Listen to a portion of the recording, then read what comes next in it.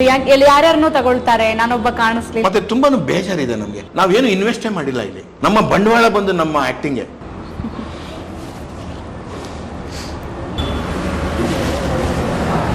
ರಾಜ್ಕುಮಾರ್ ಬಗ್ಗೆ ನಾನು ಮಾತಾಡಕ್ಕೆ ಹೋಗಲ್ಲ, ಬಿಕಾಸ್ ಅವ್ನಿಗೆ ರಿಟೈರ್ಮೆಂಟ್ ಏಜ್ ಇಲ್ಲ. ಇವತ್ತು ಸಾಯ್ತಾನೆ ಅಂದ್ರೆ ಇವತ್ತು ಮೇಕಪ್ ಹಾಕೊಂಡು ಆಕ್ಟ್ ಮಾಡ್ಕೊಂಡು ಸಾಯ್ಬೋದು. ನಮ್ಮ ಬಗ್ಗೆ ಎಲ್ಲ ಕಾಳಜಿ ಇಲ್ಲ. ನಮ್ಮ ನಾವು ಇನ್ಯಾವ ರೀತಿ ಹೇಳ್ಕೊಂಡು ನಾವು ಸೀನಿಯರ್ ಆರ್ಟಿಸ್ಟ್ಗಳಿಗೆ ಇದೊಂದು ಶಾಪ ಇರಬೇಕು ಅನ್ಸುತ್ತೆ. ನಾವು ಕಲೆಗೆ ಬೆಲೆ ಕೊಡೋರು, ದುಡ್ಡಿಗೆ ಬೆಲೆ ಕೊಡೋರಲ್ಲ. ಆಗ ಬರ್ತಾ ಇದ್ದಂಥ ಸಿನಿಮಾಗಳು ಕ್ವಾಲಿಟಿ ಇರ್ತಿತ್ತು. ನಾವು ಕರ್ನಾಟಕದಲ್ಲೇ ನಾವು ಟೋಟಲ್ ಆಗಿ ರೀಚ್ ಆಗಕ್ಕೆ ಆಗ್ತಾ ಇಲ್ಲ. ಎಕ್ಸ್ಪೀರಿಯನ್ಸ್ ಇಲ್ಲದೆ ಬರೋರು ತುಂಬಾ ಜನ ಇದ್ದಾರೆ. 300-350 ಸಿನಿಮಾ ಬರುತ್ತೆ ವರ್ಷಕ್ಕೆ. ಈ ಹೊಸದಾಗಿ ಶೋಕಿಗೆ ಬರೋರು ಯಾರತ್ರ ಕೇಳಿದ್ರೆ ಸರ್, ಮಾತಾಡಿದ್ರ ಏನಂತ ಅಂದ್ರೆ ಈ ತರ ಅಂದ್ರೆ ನಿಮ್ಮ ಆಪ್ತರ ಹತ್ರ ಯಾರತ್ರ ಆದ್ರೂ ಯಾರ್ಯಾರನ್ನೂ ತಗೊಳ್ತಾರೆ, ನಾನೊಬ್ಬ ಕಾಣಿಸ್ಲಿಲ್ವಾ, ಅವ್ರಿಗೆ ಯಾರತ್ರ ಹಂಚ್ಕೊಂಡಿದ್ಯಾ ವಿಚಾರ? ಡೆಫಿನೆಟ್ಲಿ ಅದನ್ನ ನಾವು ನಮ್ಮ ಒಂದು ಸೀನಿಯರ್ಸ್, ನಮ್ಮ ಕೊಲೀಗ್ಸ್, ನಮ್ಮ ಒಂದು ರೇಂಜಲ್ಲಿ ಇರೋರ ಹತ್ರ ನಾವು ಡೆಫಿನೆಟ್ ಆಗಿ ಮಾತಾಡಿದ್ದೀವಿ. ಅವ್ರದ್ದು ಅದೇ ಅಭಿಪ್ರಾಯ. ಫಾರ್ ಎಕ್ಸಾಂಪಲ್ ನಮ್ಮ ಉಮೇಶ್ ಅಣ್ಣ ಆಗಿರ್ಬೋದು, ಬ್ಯಾಂಕ್ ಜನಾರ್ದನ್ ಅವರಾಗಿರ್ಬೋದು, ಬೆಂಗಳೂರು ನಾಗೇಶ್ವರ್ ಆಗಿರ್ಬೋದು, ಆ ಥರದವರೆಲ್ಲ ನಮ್ಗೆ ಸಿಗ್ತಾರಲ್ಲ. ಆಗ ನಾವು ಮಾತಾಡ್ಕೋತೀವಿ, ಏನಿದು ನಾವು ಅವಾಗ ಹಿಂಗಿದ್ದು ಶೂಟಿಂಗ್ ಸ್ಪಾಟ್ ಆಗೋದಾಗ ಇನ್ನೇನು ಮಾಡೋದು. ಯಾರೋ ನಮ್ಗೆ ಆಪ್ತರು, ನಮಗೆ ಪರಿಚಯ ಇರೋರು ನಮಗೆ ಕರೀತಾರೆ, ಬನ್ನಿ ಮಾಡಿ ಅಂತ ಕರೆದಾಗ ನಾವೆಲ್ಲ ಹೋದಾಗ, ನಾವು ಸೀನಿಯರ್ಸ್ಗಳೆಲ್ಲ ಮೀಟ್ ಮಾಡಿದಾಗ ನಾವು ನಿಜವಾಗ್ಲೂ ಅವನ್ನೆಲ್ಲ ಮೆಲುಕಾಗ್ತೀವಿ. ಯಾಕೆ ಈ ಥರ ಆಗಿದೆ, ನಮ್ಗೆ ಯಾಕೆ ಕರೀತಾ ಇಲ್ಲ ಅಂತ ಮಾತಾಡ್ಕೋತೀವಿ. ಮತ್ತು ತುಂಬಾ ಬೇಜಾರಿದೆ ನಮಗೆ. ಬಿಕಾಸ್ ನೋಡಿ, ಈಗ ನಾವು ಕಲಾವಿದರಾದ್ಮೇಲೆ ನಮಗೆ ಬೇರೆ ಏನೂ ಗೊತ್ತಿಲ್ಲ. ನಾವು ಕಲೆಗೆ ಸಂಬಂಧಪಟ್ಟಿದ್ದೆ ಏನಾದರೂ ಮಾಡ್ಕೊಂಡು ಹೋಗ್ಬೇಕು. ಅದನ್ನ ನಾನು ಇವತ್ತೇನು ಮಾಡ್ತಾ ಇದ್ದೀನಿ, ನಾನು ಸನ್ನಿಧಿ ಸಿನಿ ಇನ್ಸ್ಟಿಟ್ಯೂಟ್ನಲ್ಲಿ ಒಬ್ಬ ಪ್ರಿನ್ಸಿಪಲ್ ಆಗಿ ಹೊಸದಾಗಿ ಬರ್ತಕ್ಕಂಥ ಯಂಗ್ಸ್ಟರ್ಸ್ಗಳಿಗೆ ನಾನು ಕಲ್ತಿರೋದ್ರನ್ನ, ನನಗೆ ಇಂಡಸ್ಟ್ರಿಗೆ ಕಲಿಸಿರೋದನ್ನ ನಾನು ಅವ್ರಿಗೆ ಹೇಳ್ಕೊಡ್ತಾ ಇದ್ದೀನಿ. ಹೀಗಿರಬೇಕು, ನೀವು ಈ ಥರ ಅಪ್ರೋಚ್ ಮಾಡಬೇಕು. ಇಂಡಸ್ಟ್ರಿಲಿ ನಾವೆಲ್ಲ ಏನು ನೋಡಿದ್ದೀವಿ, ಯಾವ ರೀತಿ ಇದ್ರೆ ಒಳ್ಳೆ ಬಿಹೇವಿಯರ್ಸ್ ಇದ್ರೆ ನಮ್ಗೆ ಒಳ್ಳೇದಾಗುತ್ತೆ. ನಾವೆಲ್ಲ ಕಲ್ತಿರೋದನ್ನ ಅವ್ರನ್ನೆಲ್ಲ ಹೇಳ್ಕೊಟ್ಟು ನಾವು ಮಾಡ್ತಾ ಇದೀವಿ. That's what I am doing. Cinema ಬಿಟ್ಟು ಇನ್ನೇನು ಮಾಡೋಕ್ಕಾಗಲ್ಲ ನಾವು. ಅಂಥ ಟೈಮಲ್ಲಿ ಏನಾಗುತ್ತೆ, ನಮ್ಗೆ ತುಂಬ ಬೇಜಾರಾಗುತ್ತೆ. ಈಗ ನಾವು ಏನೋ ಒಂದು ಕೆಲಸ ಮಾಡ್ತಾ ಇದೀವಿ ಒಂದು ಪರ್ಟಿಕ್ಯುಲರ್ ಆಗಿ ಅಂದರೆ ಆ ಕೆಲಸನ ಇಲ್ಲಿಲ್ಲ ಅಂದ್ರೂ ಇನ್ನೊಂದು ಕಡೆ ಮಾಡ್ಕೊಂಡು ಹೋಗ್ಬೋದು. ಬಟ್ ಆದರೆ ನಮ್ದು ಹಂಗಲ್ಲ. ನಾವೇನು ಇನ್ವೆಸ್ಟೇ ಮಾಡಿಲ್ಲ ಇಲ್ಲಿ. ನಾವು ಯಾರಿಗೂ ಏನೂ ಕೊಟ್ಟಿಲ್ಲ. ನಾವು ಯಾರಿಗೂ ಕೊಟ್ಟಿದ್ದೀವಿ ಅಂತ ನಾವೇನು ಬಲವಂತವಾಗಿ ಕೇಳೋಕ್ಕೂ ಆಗಲ್ಲ. ನಮ್ಮ ಬಂಡವಾಳ ಬಂದು ನಮ್ಮ ಆ್ಯಕ್ಟಿಂಗ್ಗೆ. ಸೊ ನಾವಿಲ್ಲಿ ಯಾರಾದರೂ ಕರೆದ್ರೆ ಆ ಒಂದು ಬಂಡವಾಳನ ಅವರು ಉಪಯೋಗಿಸ್ಕೊಂಡ್ರೆ ನಾವು ಮಾಡೋಕ್ಕಾಗೋದು. ಅವಕಾಶನೇ ಇಲ್ಲ ಅಂದಾಗ ಏನು ಮಾಡೋಕ್ಕಾಗಲ್ಲ. ತುಂಬ ಫೀಲ್ ಇದೆ. ಎಸ್,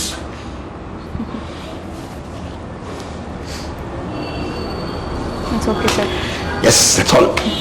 ಏನು ಮಾಡೋಕ್ಕಾಗಲ್ಲ. ಯಾಕೆಂದರೆ ಇದು ನಮ್ಮ ಕೈಯಲ್ಲಿ ಇಲ್ಲಲ್ಲ. ಯಾರಾದರೂ ಕರೆದ್ರೆ ಸಾರಿ ಸರ್.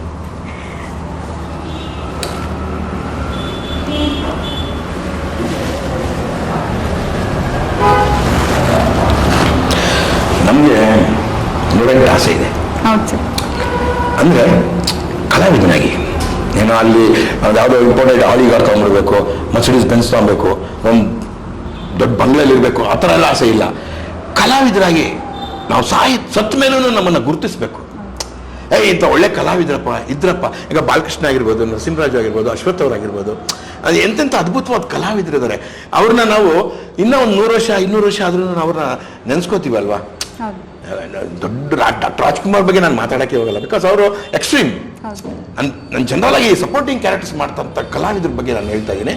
ಸೊ ಅವ್ರ ಥರ ನಾವು ಆಗಬೇಕು ಅಂತ ಇವತ್ತು ನಮ್ಮಲ್ಲಿ ಆಸೆ ಇದೆ. ಕಲಾವಿದನಿಗೆ ಏಜ್ ಇಲ್ಲ, ಅವನಿಗೆ ರಿಟೈರ್ಮೆಂಟ್ ಏಜ್ ಇಲ್ಲ. ಅವ್ನು ಲಾಸ್ಟ್ ನಾಳೆ ಸಾಯ್ತಾನೆ ಅಂದ್ರೂ ಇವತ್ತು ಮೇಕಪ್ ಹಾಕೊಂಡು ಆ್ಯಕ್ಟ್ ಮಾಡ್ಕೊಂಡು ಸಾಯ್ಬೋದು. ಆ ಥರ ಇದೆ. ಅವನ ಏಜಿಗೆ ತಕ್ಕಾದಂಗೆ ಅವಕಾಶಗಳು, ಅವನ ಕ್ಯಾರೆಕ್ಟರ್ಗಳು ಸಿಗ್ತವೆ. ಅದನ್ನ ನಮ್ಮ ಇಂಡಸ್ಟ್ರಿಯವರು ಬಳಸ್ಕೊತಾ ಇರಲ್ಲ ಅಂತ ತುಂಬ ಬೇಜಾರಿದೆ. ಯಾಕೆ ಈಗಿನ ಸೂಪರ್ ಸ್ಟಾರ್ಸ್ಗಳಿಗೆ ನಮ್ಮ ಬಗ್ಗೆ ಎಲ್ಲ ಕಾಳಜಿ ಇಲ್ಲ, ನಮ್ಮನ್ನೆಲ್ಲ ಯೋಚನೆ ಮಾಡ್ತಿಲ್ಲ, ನಮ್ಗೆ ಯಾಕೆ ಅವ್ರು ಕನ್ಸಿಡರ್ ಮಾಡ್ತಾ ಇಲ್ಲ ಅಂತ ಬೇಜಾರಾಗುತ್ತೆ.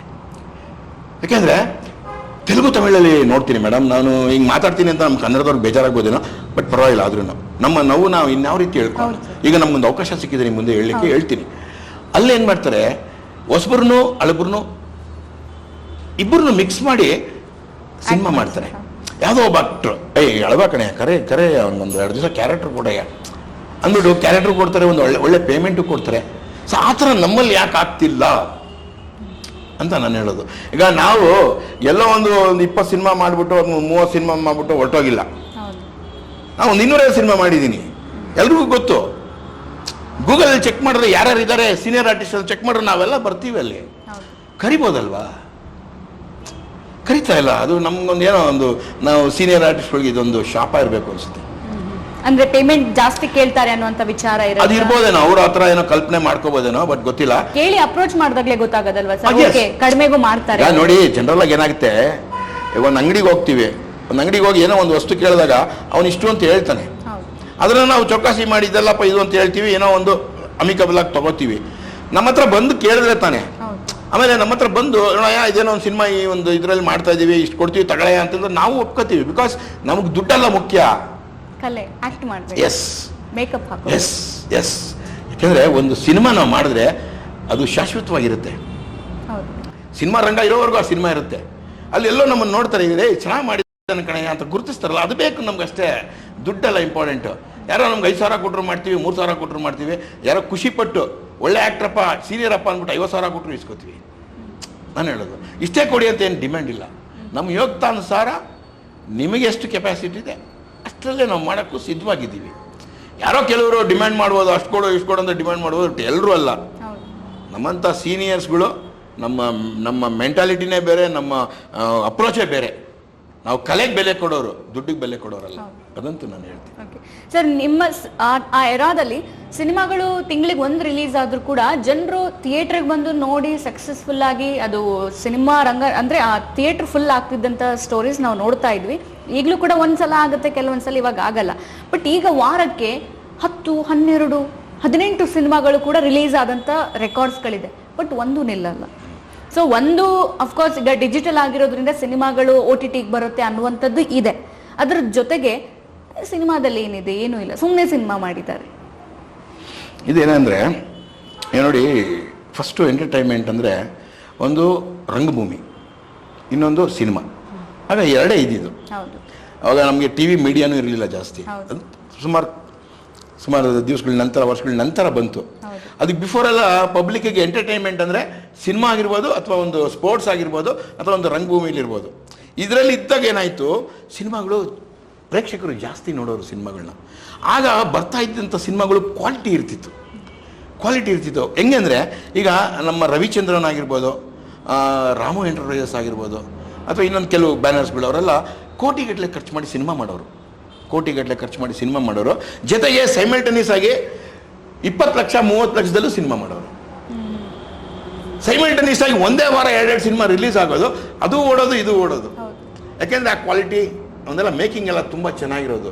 ಯಾಕೆ ಚೆನ್ನಾಗಿರೋದು ಅಂದರೆ, ಆವತ್ತಿನ ದಿನ ಒಬ್ಬ ಡೈರೆಕ್ಟ್ರು ಒಂದು ಸಿನಿಮಾ ಮಾಡಬೇಕು ಅಂದರೆ ಅವನಿಗೆ ಎಕ್ಸ್ಪೀರಿಯನ್ಸ್ ಇರೋದು.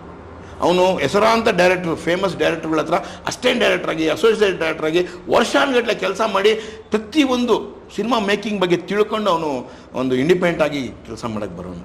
ಆಗ ಪ್ರೊಡ್ಯೂಸರು ಅಷ್ಟೇ, ಅವನಿಗೊಂದು ಟೇಸ್ಟ್ ಇರೋದು. ಈ ಸಿನಿಮಾ ಹಿಂಗೆ ಮಾಡಿದ್ರೆ ಹಿಂಗಿರುತ್ತೆ, ಈ ಸಿನಿಮಾ ಹಿಂಗೆ ಮಾಡಿದ್ರೆ ಹಿಂಗಿರುತ್ತೆ ಅನ್ನೋದು ಅವನೂ ಟೇಸ್ಟ್ ಇರೋದು. ಆಮೇಲೆ ಡಿಸ್ಕಷನ್ಸು ತುಂಬಾ ನಡೆಯೋದು.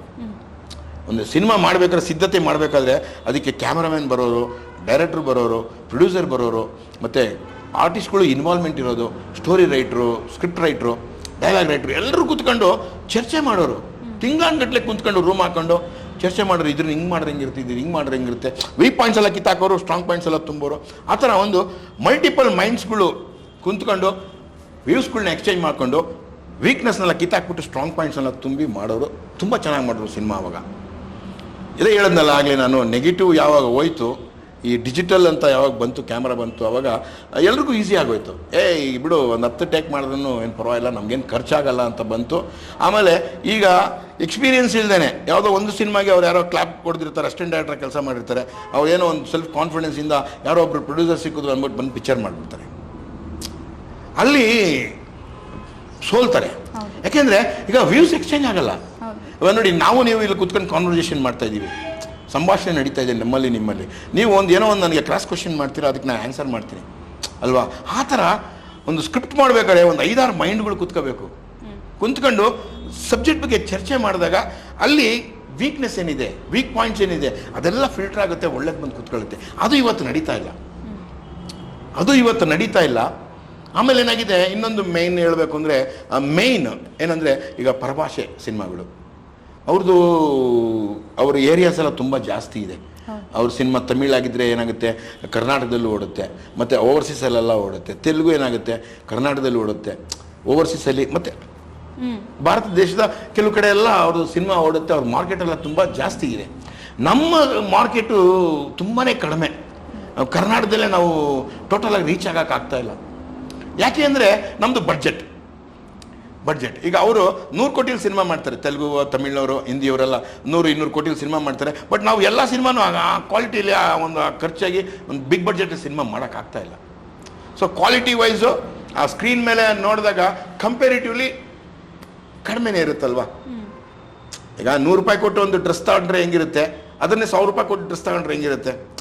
ಒಂದು ಬ್ರ್ಯಾಂಡೆಡ್ ಸಿಗುತ್ತೆ, ಇನ್ನೊಂದು ಯಾವುದೋ ಒಂದು ಲೋಕಲ್ ಸಿಗುತ್ತೆ. ಆ ಥರ ಒಂದು ಕಂಪ್ಯಾರಿಸನಲ್ಲಿ ನಾವು ಸ್ವಲ್ಪ ಇನ್ಲೆಟ್ ಹೊಡಿತಾ ಇದ್ದೀವಿ. ಮತ್ತೆ ಎಲ್ಲಿ ಖರ್ಚು ಮಾಡ್ಬೇಕು ಅಲ್ಲಿ ಖರ್ಚು ಮಾಡಲ್ಲ ಸರ್, ಎಲ್ಲಿ ಮಾಡಬಾರ್ದು ಅಲ್ಲಿ ಖರ್ಚು ಮಾಡ್ತಾರೆ.